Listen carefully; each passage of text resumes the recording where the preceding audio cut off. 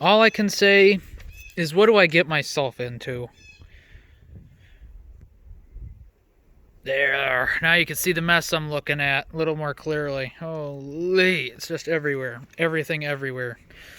So this is my 6 volt to 12 volt, no, I'm sorry, 12 volt to 6 volt converter, 18 watts, which hopefully is enough long term to run the high beam bulb during the day. This is my daytime running light mod for the 99 to 02 Accord US version. Canadian versions apparently had the daytime running lights, but not the US version for some dumbass reason.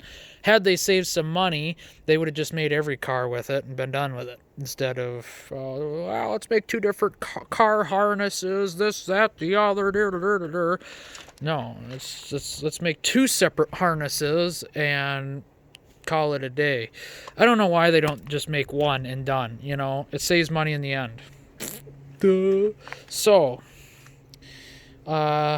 here's my high beam, I believe, right? Yep, HB3. Yeah. No, HB4. Sorry. So, what I have done is put this on there, used my power probe, power ground, and it lights up at half voltage. I wouldn't do it, but I kind of need 2 hands to do that, to show you, but I'll show you the end result. So, just got these in the mail yesterday, doing it today, but what a mess. Yeah, don't put this, the input, where your power would be coming from, into the high beam to see if, just hijacking the power and ground off of this will, oh yeah, does it work? No, because I don't know why, not even having the power wire plugged in here, but just the ground wire and just the low beams on, turns the high beam on high voltage. I don't know why. But I have a diode. It's just easier to show you. So, power will be coming from this. This yellow wire will be coming. Power will be flowing. I have it flowing right here to where it's going to go to the plug and the bulb. And it's going to want to send power this way back to the high beam circuit. Well, I don't want it to do that, so there's a diode there to prevent power from this going back to the high beam when the high beam's not on. Okay, now I have one here to keep voltage from coming from the high beam and flowing back into this. I don't know what it would do for this thing, for have power flowing backwards. Don't know, don't want to find out. So, this is going to, power is going to come from my relay. The ground is probably going to be a common shared ground, meaning I'm probably going to end up having to run a wire from here all the way to wherever my relay is, whether it's up there or whether it's over there coming from the firewall. I don't know yet, but to be determined. I was hoping maybe I could just ground this to chassis. I don't know. I honestly don't, but I'd have to go in the shed and absolutely try and find my relay. Okay, so I found my relay. Fancy schmancy, whatever. Online LED store. Came from Amazon. It's a 5-pin relay. Now, power is going to come from ignition source, most likely. Itchy nose. And so that's going to turn on. That's just going to flow power through because the relay's already clicked on in one spot. And whatever that already on spot is what's going to be the ignition. And that way when the ignition is on, it's going to power up the daytime running lights. And then the other power, there's another power wire where, the relay receives power from. And that is what tells the relay to click over to another source to send power out to another source. So, the second power source is going to be the headlight circuit or the headlight fuse. I hope I'm going to be able to tap into the fuse. And so when the headlights get turned on, it flips the if you want to call it a breaker in here, and I'm just going to cut that second power source off because I don't need power from the headlight circuit to power anything. I just want power from the ignition to power the high beam at half the voltage. So, yeah, that's how that's going to work. We're just going to cut off the second outgoing power source, so that does nothing. It just clicks the relay off, so to speak, so the daytime running lights are not on with the headlights. That's how I'm devising this to work. It's a lot of wiring, it's a lot of finagling, tapping in this, that, the other, splicing, soldering, diodes, and blah, blah, blah, blah, blah, blah. But it gives you a general idea. I got all this on Amazon. This took forever. We're in the middle of the pandemic. So, yeah, took forever to get here via Amazon. I think 2 weeks.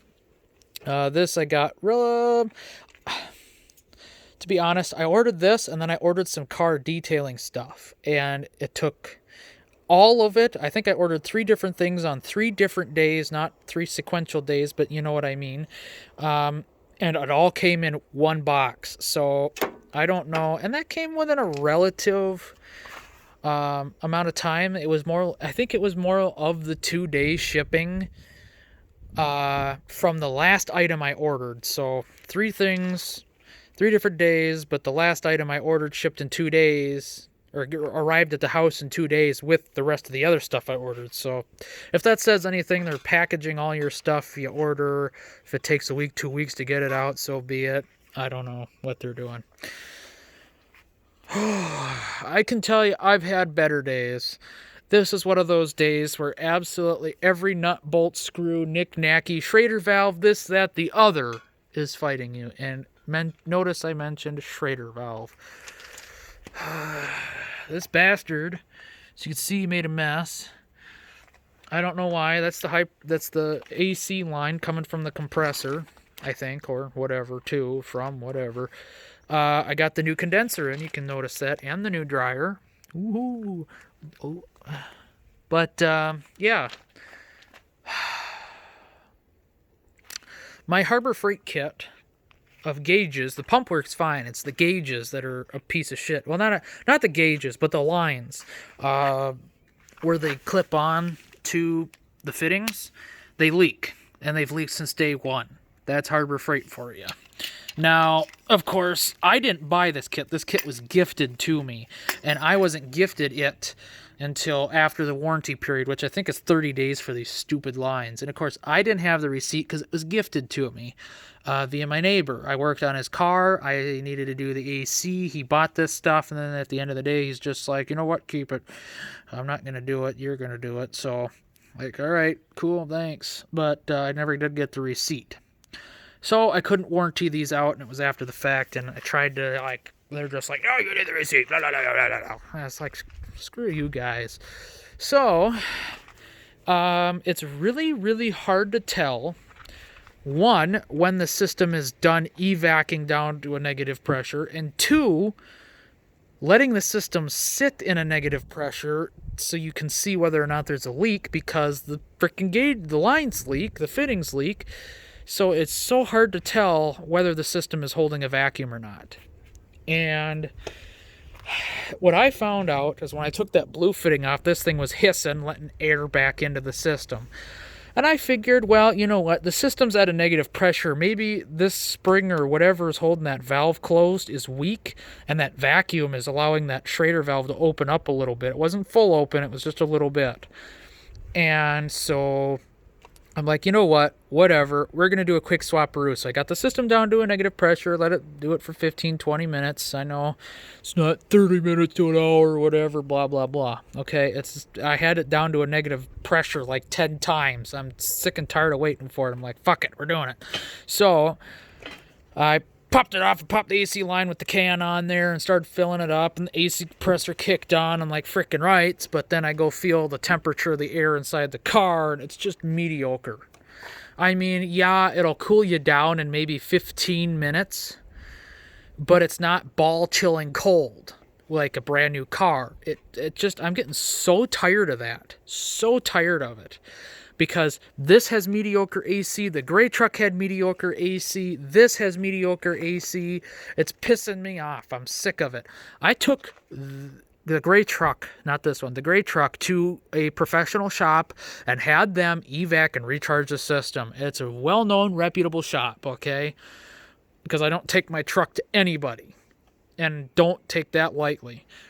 I don't take my trucks to anybody, just anybody. So, and I came out with mediocre AC. I was pissed. I'm like, I paid $120 fucking dollars, and I've got just mediocre AC. It takes 10-15 minutes before you're like, it's hot in here okay, it's starting to get livable in here.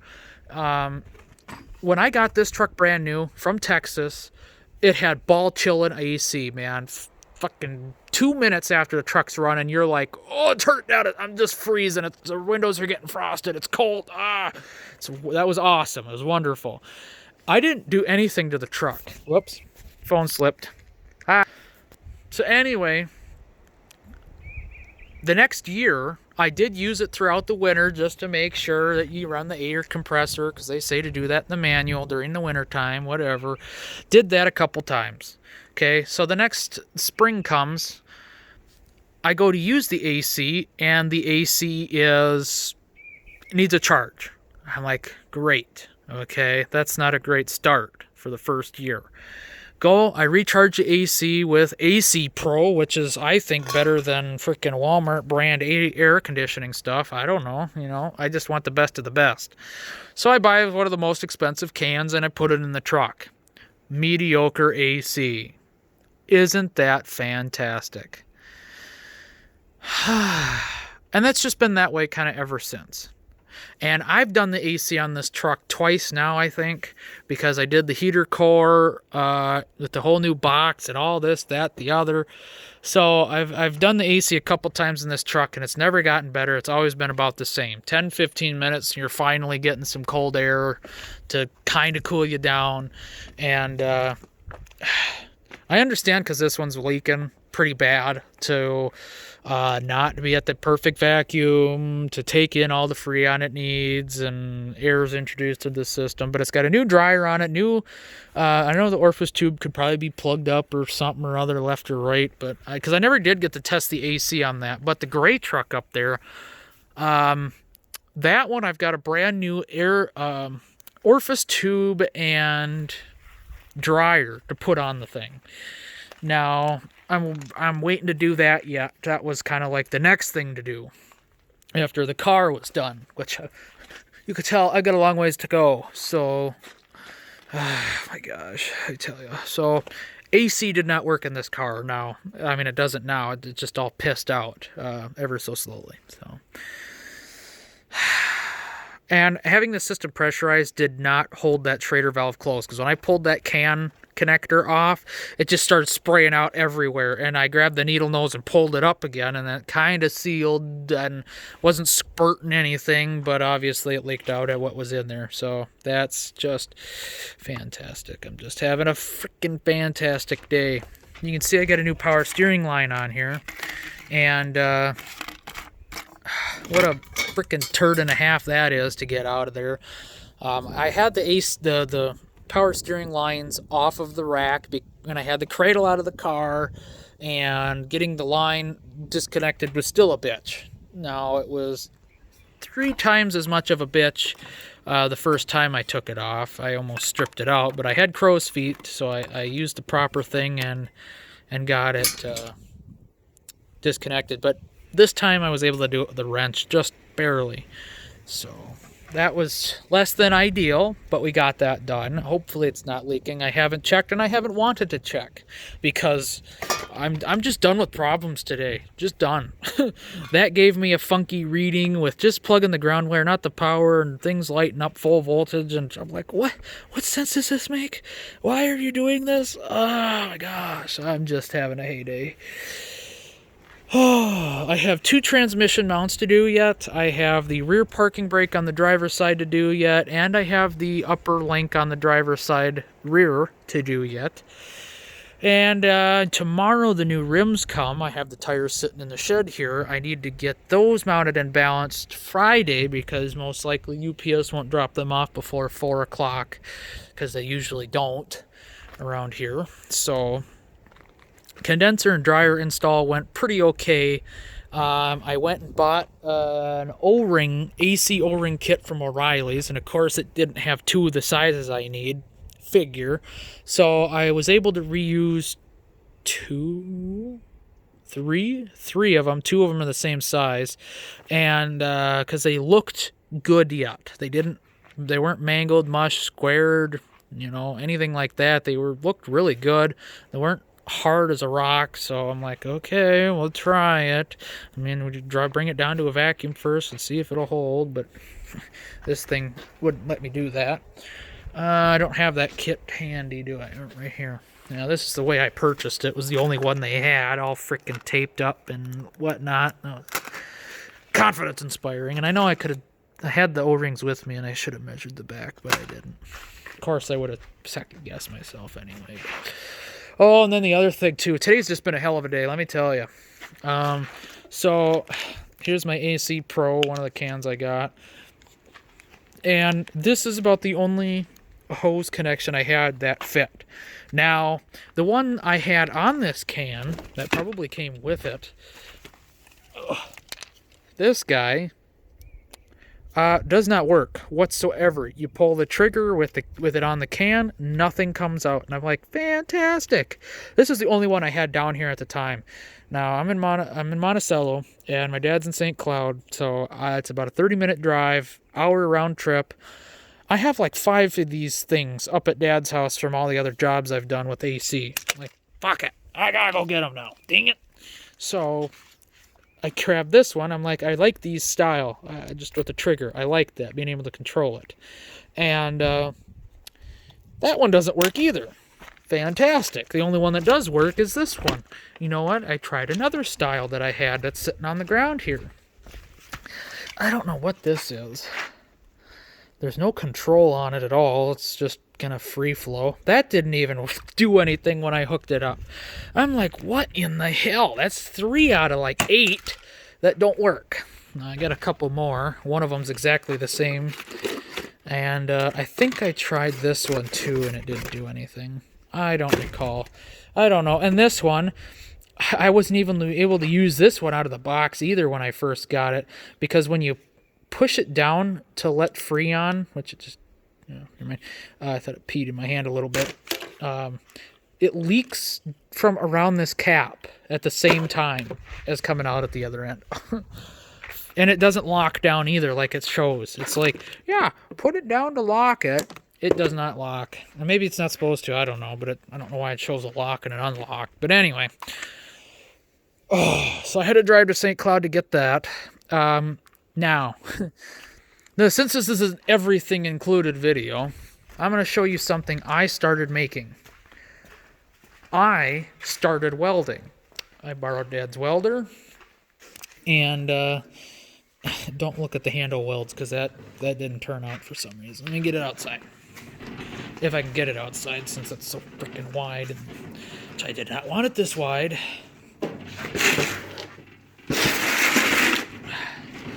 All right. Now, I know a lot of the welds around the edge of there looks like chicken shit because it is. Because the thickness of the outside frame is different than the sheet metal.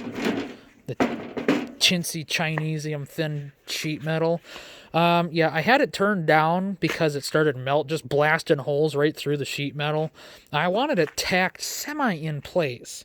And so I just tried to weld it on the lowest setting so it would kind of hold to the base. Those look like shit, let me tell you. But I don't know. I'm kind of embarrassed to show you.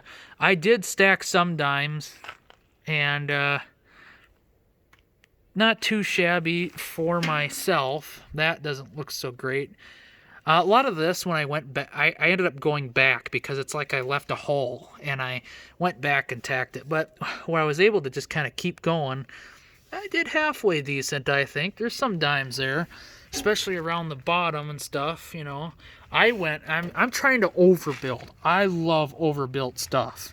So I didn't just tack in one spot and, whatever, and I know they're probably not the prettiest welds or the most professional welds. I've done better than that in my 60 years. Blah, blah, blah, blah. But whatever people would say. But let me tell you, for my first welding project, I'd say it's not too damn bad. Where I tried to go through and get it done. Everything, everywhere is welded on where it needs to be and in relatively good shape. So it's kind of patting myself on the back a little bit. I don't know what happened with the little blobs, but... And I tried to tack the floor itself, because this stuff is just as thin as the floor, but that was burning holes. Like, it's on the lowest setting, and it's burning holes in itself. That's garbage. Okay, so this is like glued on, this cross brace. This is an old door off an old computer cabinet, but then I got this, because there's a rib under here. I don't know if you'll be able to see it. There's a kind of a rib there, and that rib's going to press on that, so... Anywhere I could weld, I did. So there won't be any welds breaking today, type of thing. Now, it's not done. This is where the story continues. So I have an idea for the front wheels. I originally wanted the rear wheels up underneath and flush with the outside. That way it's only as wide as the frame. But that was going to jack it up 10 inches, of course, because of the wheel, or 11. That's too high, okay? The front wheels, I guess, are going to be out front.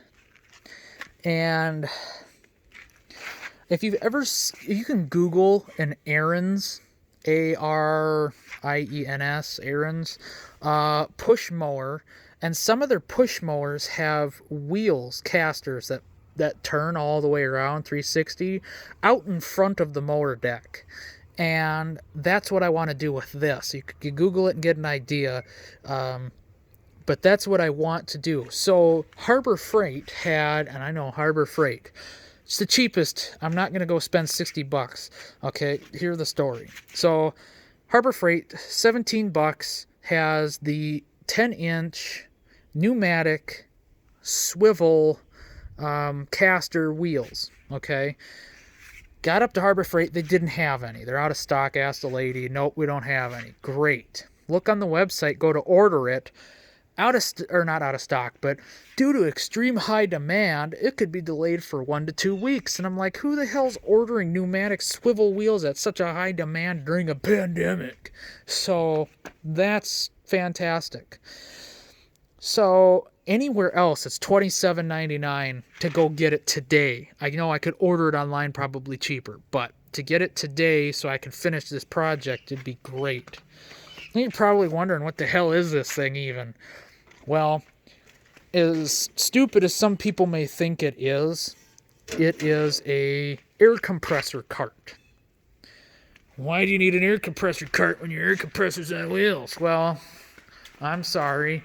Our driveway's gravel and the yard is grass, so sometimes you need an air compressor outside and not on concrete. And I don't want to wheel the thing all around because it's a pain in the ass, and I don't want to have to wind the hose up all the time, and I got the other hose for the drain and all that stuff, because I've got an air hose reel that I had when I had my garage out in Michigan. I want the air hose reel. I want quick and easy cleanup. I don't want to spend forever winding the hose up, this, that, the other. That's why I've got a hose reel. So the hose reel is going to mount on there. The air compressor is going to sit on here, and it's an off-road air compressor cart, hence the pneumatic wheels. So I just want to be able to take the air compressor up to the tractor with some air tools, ratchet, air impact, this, that, fill tires, anything and everything, anywhere and everywhere. That's the idea. And having quick, easy cleanup, just grab the air compressor, it's pumped up, ready, full of air, and you just take it out onto the gravel and into the yard and down by the lake and all that kind of stuff. Doesn't matter. So air compressor is going to be mounted on there because it's got holes on the front mounting pegs or whatever, the resting pegs. And so I think the worst welds on this thing was trying to weld the handle. For some reason, I couldn't get, stupid phone, I couldn't really get it to weld all that great. And I don't know why, because it's about the same thickness as the metal, of the frame. I think it's about, I don't know if this is 1/8 inch or 1/4 inch, but I mean, look at the thickness of that. Now, for some reason, I thought it was just going to weld right on, but no, no, no. No, no, no. It's kind of chicken shit. Oh, phone, you're pissing me off. Focus, you stupid thing. So, anyway, you get the idea. That's not so great, but it is what it is. And like I said, I haven't welded in there yet. I take that back. That's the only thing I haven't welded inside of yet. But, I mean, even the brackets, even the brackets I welded up and around and down and on the bottom side, inside. I mean, nothing's gonna fucking break. If something breaks, I'll be very surprised. So, I think it's held together, at least. Now, a lot of this stuff came from old computer components we got, and it was pre-made. I had to extend the frame out for the compressor width and stuff like that. And it doesn't look like I didn't go along the top yet. I gotta do that. But, frick, it should be solid and ready to rock. I can't wait. There's also gonna be... the wind's blowing all my shit all over. Thank you, wind. There's gonna be kind of like a vacuum, how has you know, the cord wrap where you sit and go around the 2 prongs. Well, it's gonna be the same thing on this side, probably for an extension cord, so you can plug in a compressor to the extension cord maybe, or for that green air hose that's wound around the handle. That's probably going to be wound around here, just in case you need more hose than what the thing can give you. But should be able to have this right up next to you because it's off-road now. So, and then I'm thinking about a little basket underneath, just so you can set like your air tools in from your tool chest, and you don't have to carry all of its stuff in your arms while pushing the cart, you know. So it's going to be an everything, anywhere, do all, be all. So I think for my first welding project, it's come out pretty dang good welding wise. So it's definitely giving me some experience. So that means I can fabricate stuff. Oh, I can't wait for the ideas to just start flowing.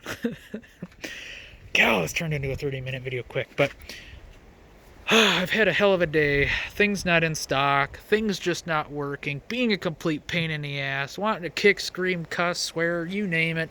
Oh my gosh. And then Dad's just like, why don't you just call it a day? And it's like, because I got shit to do. I ain't just gonna call it a day. I'm halfway in a project now. Dang it, Dale. So as long as I can just get cut solder, then on the other side we should be good to go. And then I gotta wire the relay and get all that wire run and tucked up, nice, neat, taped up, blah, blah, blah. Oh, shit. So, did quite a bit today. It's driving me nuts how long it's taking. How much of a pain in the ass it's been. But here's what it is. And you gotta really thank these Japanese engineers or whoever the hell makes Honda. Look at this hose splice here. Towards the end of the hose, oh man, we ran out of hose, we better put a splice on there so it can leak right there too, you know. Possibility. Just stupid. It was leaking from right here. I don't know. That's stupid. Wasn't leaking before the cradle and the transmission, but now it is. So, and look at the condition of the black line, at least. It's like brand new. So that's pretty much how the rest of the car is, other than the suspension. And that's why I decided to fix the car instead of scrapping it. Yeah, the rear wheel wells are rusting, but the undercarriage mechanical stuff of the car, solid. So, shit, I tell you, just tired. Tired of fighting shit. Got 1,000,001 tools to put away at the end of the day. Jeez. The joys of having tools. But I was going to end up having to send my power probe in because the screen quit working. But now the screen decided to start working. I don't know how many times I tried and the screen wouldn't light up. But now the screen lights up. Really? Really? I don't remember the battery flashing all the time. I'll have to see if I can view that video I did earlier of using this thing and maybe see if that flashes, because I don't know if it's supposed to do that. But guy told me to take it apart and try and fix it, which I haven't yet. I tried to, but that was before he told me the little secret. But I'm not going to tell you that just so you don't void your warranty. But anyway, yeah, it works now. That's the point. Hopefully it stays working, because that sucker was expensive as all get out, and it just pisses me off when expensive stuff quits working. So anyway, I suppose 30 minutes long. Gonna let you guys go. I'm gonna get this done hopefully tonight, and I can have some daytime running lights to enjoy. And if anything, I'll get the soldering done tonight on the headlights, and then I gotta run wiring tomorrow or something. Other day, I got work to do all the rest of the week. So hope you guys enjoyed. Stay tuned for more updates on what the finished product of the daytime running lights looks like. And I guess now that I introduced you to my handy dandy cart, when that's done, I will show you what that looks like and show you its versatility and its usefulness, so you can stop making fun of me. But